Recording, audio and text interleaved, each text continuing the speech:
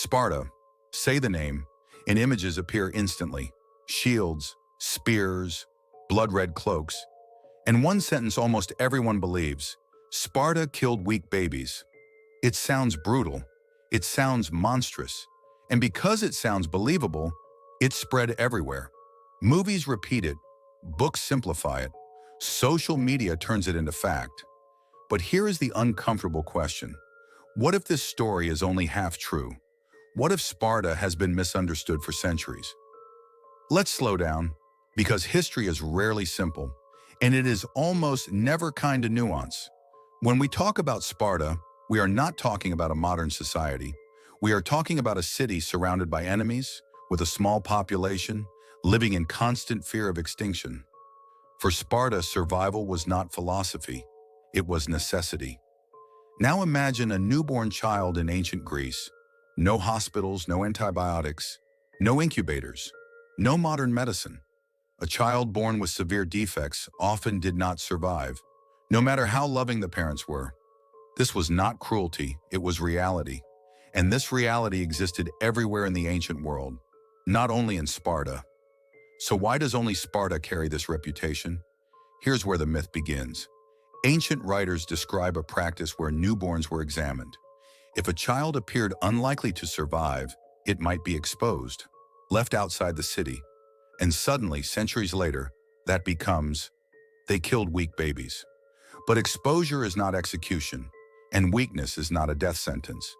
This difference matters. Ask yourself this: if Sparta truly killed every weak child, how did it maintain its population for centuries? How did injured soldiers exist? How did disabled Spartans appear in records? How did adoption, slavery, and integration continue? The story begins to crack. What we are really dealing with is not history, but reputation. Sparta was secretive, closed, suspicious of outsiders. And when information is scarce, myths rush in to fill the silence. Later, writers exaggerated, enemies distorted, modern storytellers simplified, and suddenly a complex society became a caricature. This video is not here to defend Sparta. Sparta was harsh, rigid, often cruel by modern standards. But cruelty is not the same as mindless brutality, and killing babies indiscriminately would have been self-destructive. Sparta was ruthless, but never stupid. So today we are going to do something uncomfortable. We are going to strip away the myth, look at the sources, understand the context, and ask the real question: what actually happened to weak babies in Sparta? The answer is more complex, more human, and far more disturbing than the myth you've heard. When a child was born in Sparta, the story did not immediately turn into violence. There was no execution, no dramatic killing, no instant death sentence. Instead, there was inspection. In ancient Sparta, newborns were examined shortly after birth, not by the father alone, but by elders representing the community. This examination was not about strength or beauty. It asked one simple question: can this child survive? Remember the world they lived in? No hospitals, no surgery, no medicine. A child born with severe, life-threatening conditions often could not survive anywhere in the ancient world, not just in Sparta. This context matters. If a baby appeared healthy enough to live, it stayed with its family. Most Spartan children, even small, fragile, or sickly ones, were not killed. They were raised. They grew up. They worked. They lived ordinary lives. This is the part history rarely shows. But what if a baby was born with conditions that made survival nearly impossible? Here, Sparta followed a harsh but common ancient practice: exposure. Exposure did not mean execution. It meant the child was left outside the household or the city limits. Why? Because in the ancient world, exposure allowed possibility. Another family might take the child. The baby might be adopted or enslaved, or yes, the child might die. It was brutal, but it was not unique to Sparta. Athens did it. Rome did it. Most ancient societies did. This is where the myth twists the truth. Over time, exposure became killing, sometimes became always, and severely unviable became weak. History was simplified, and Sparta was turned into a monster. There is also an uncomfortable fact we rarely discuss. Sparta could not afford to kill babies indiscriminately. Its population was small. Every future worker, soldier, or mother mattered. A society constantly at war cannot survive by destroying its own future. Sparta was ruthless, but it was not suicidal. Archaeological evidence supports this. We find injured Spartan soldiers, people with physical disabilities, signs of long-term survival. If Sparta truly killed all weak children, these people should not exist. But they did. The truth is more complex and more human. Sparta made cruel decisions, but they were decisions shaped by survival, fear, and limitation, not blind hatred of weakness. This does not excuse the practice, but it explains it. An explanation is not the same as approval. So when we ask, what happened to babies in Sparta? The honest answer is this. Most lived, some were exposed. Not all exposure meant death. And the myth that Sparta casually murdered infants tells us more about later storytellers than about Sparta itself. When people hear the phrase, Sparta killed weak babies, they imagine something brutal and direct, a decision, an execution, a life ended by force. But that image is historically inaccurate. What Sparta practiced, when it did intervene, was not execution. It was exposure. And the difference matters. In the ancient world, exposure meant leaving a newborn outside the household or city limits. It sounds cruel to modern ears, and it was. But exposure was not the same as killing. There was no blade, no official executioner, no immediate death sentence. Instead, exposure created possibility. Why possibility? Because exposed children were often taken in by other families, adopted by childless couples, raised as servants or slaves brought to other communities. Many survived. Ancient sources in archaeology show that exposed infants frequently reappeared in society under different social roles. This was true across the ancient world, not just in Sparta. So why does Sparta alone carry the label of baby killers? Because later writers collapsed complexity into brutality. Exposure became execution, exception became rule, and survival disappeared from the story. It's also important to understand why exposure existed at all. Ancient societies lived on the edge of survival. No medicine, no disability care, no social safety nets. A child born with conditions incompatible with survival could mean starvation for the entire family. Exposure was not mercy, but it was not mindless cruelty either. It was a desperate solution in a desperate world. There is another uncomfortable truth. If Sparta had routinely killed newborns, its population would have collapsed. Sparta already struggled with declining numbers. It depended on every future worker and soldier. A society obsessed with survival does not destroy its own future without reason. Sparta was harsh, but it was rational. This is why modern historians increasingly reject the idea of systematic infant killing in Sparta. The evidence simply does not support it. What it supports is something more disturbing and more human, a society forced to choose between impossible options. So when we ask the question, did Sparta kill babies? The most honest answer is no, not in the way the myth claims. What happened instead was exposure, a practice shared by nearly every ancient civilization. Still cruel, still tragic, but not the blood-soaked caricature history has turned into entertainment. Understanding this distinction does not excuse the past, but it does something more important. It replaces myth with truth. And truth, even when uncomfortable, is always more powerful than legend. Sparta is often singled out, pointed at, condemned, remembered as uniquely cruel. But here is the truth history rarely tells. Sparta was not alone. What Sparta did was not an exception. It was part of a wider, ancient reality. In the ancient world, survival was fragile. No medicine, no social welfare, no safety nets. Every society lived one bad harvest away from collapse. And when survival is uncertain, morality becomes complicated. Look beyond Sparta, and the pattern repeats. In Athens, infant exposure was legal. Philosophers discussed it calmly. Laws permitted it. Athens is remembered as the birthplace of democracy, yet it practiced the same harsh choices. In Rome, a father could legally decide whether a newborn lived or died. This power was called patria potestas, Rome, admired for law and order, placed life itself in the hands of one man. No trial, no appeal. Travel farther east. In ancient China, records show infants abandoned during famine. Not because parents were heartless, but because starvation leaves no room for mercy. In ancient India, texts acknowledge exposure during extreme hardship.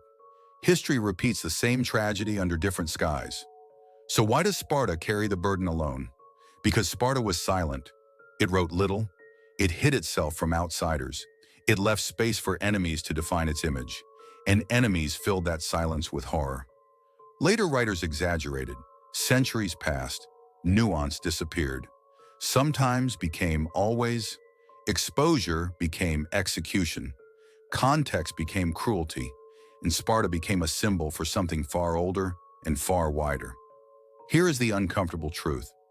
Ancient societies did not measure life the way we do today. A newborn was potential, not yet a person in the modern sense. That belief was tragic, but it was common. Sparta was not uniquely cruel. It was honest about survival. Condemning Sparta alone allows us to feel morally superior, but it also lets others escape judgment. Rome, Athens, China, India, all face the same darkness. Sparta simply became the face of it. Understanding this does not justify the past, but it changes the question. Not, why was Sparta so evil? But, why was the ancient world so desperate? And that answer is far more disturbing, because the real enemy was not Sparta. It was scarcity, fear, and the thin line between survival and extinction. Sparta did not invent cruelty. It inherited it. When history talks about Sparta, it speaks loudly about men, warriors, battles, discipline, but it whispers about women. And when it does speak about Spartan mothers, it often does so with judgment. They are called cold, heartless, unnatural. But this judgment ignores the world they lived in. To understand Spartan mothers, we must first understand Sparta itself. Sparta was not a peaceful city. It was a state built on fear of collapse, surrounded by enemies, outnumbered by enslaved populations, always preparing for the next war. In such a place, survival was not optional. It was everything. Spartan women lived under expectations unknown in most of the ancient world. They were educated. They owned property. They managed households and estates. But this freedom came with a heavy price. They were expected to raise children not for happiness, but for endurance. Motherhood in Sparta was not about sheltering children. It was about arming them for reality. Modern audiences often misunderstand this. We imagine Spartan mothers handing children over without emotion. But emotion was never absent. It was controlled. In a society where public fear could destroy morale, grief was dangerous. A mother who cried openly did not just mourn a child, she spread weakness. So Spartan mothers learned restraint, not because they felt nothing, but because feeling openly was a risk to everyone. The most famous Spartan phrase is often quoted, "Come back with your shield," or "on it."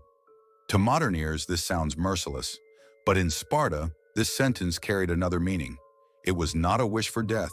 It was an acceptance of reality. A Spartan mother knew that cowardice did not save lives. It prolonged suffering.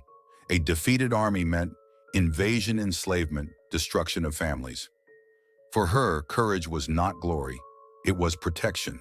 Spartan mothers loved their children, but they loved them knowing the odds. Infant mortality was high. War took sons early. Disease spared no one. Love in Sparta existed alongside constant anticipation of loss. That changes how love looks. It becomes quieter, heavier, more disciplined. There is no evidence that Spartan mothers enjoyed cruelty. On the contrary, many ancient sources suggest they were proud, deeply invested, and emotionally resilient. Resilience is not absence of emotion. It is surviving despite it. One of the cruelest misconceptions is that Spartan mothers were responsible for the harsh treatment of children. In reality, they were participants in a system they did not create, a system built by geography, constant warfare, fear of annihilation. Spartan women did not choose this world. They adapted to it. Imagine living in a society where losing a battle meant losing your city forever, where mercy from enemies was unlikely, where weakness invited destruction. In such a world, raising soft children was not kindness. It was negligence. This does not make Sparta admirable, but it makes it understandable. Spartan mothers were not monsters. They were human beings forced to express love in a language shaped by danger. Modern history often simplifies the past to create villains and heroes. Spartan mothers became villains because they challenge our expectations of motherhood. They remind us of a truth we dislike. Love does not look the same in every time and place. Spartan mothers raised survivors, not because they hated weakness, but because the world around them did not forgive it. Their strength was not brutality, it was endurance. And endurance, when misunderstood, can look like cruelty. History often shows us swords, battles, shouting crowds. But history does not always show us people. In this video, we tried to look at Sparta from a different angle. Beyond the myths, beyond the exaggerated cruelty, toward the silent figures history rarely defends. The mothers. Spartan mothers were not monsters. They felt fear. They felt love. They carried loss quietly. They lived in a world far harsher than ours, and they were forced to love within its limits. Understanding history does not mean justifying it, but judging the past without understanding it destroys the truth. And on this channel, that is what we try to protect. We question simple stories, we challenge comfortable myths, and we look for the human side of history that is often ignored. If this video made you pause, if it made you think, if at any moment you said, "I never heard it explained this way before," please give the video a like. It tells YouTube that thoughtful history still matters. And if you're someone who enjoys hidden truths behind famous civilizations' history, told with context, not shock stories where people matter more than legends, consider subscribing to the channel. There are many more stories coming.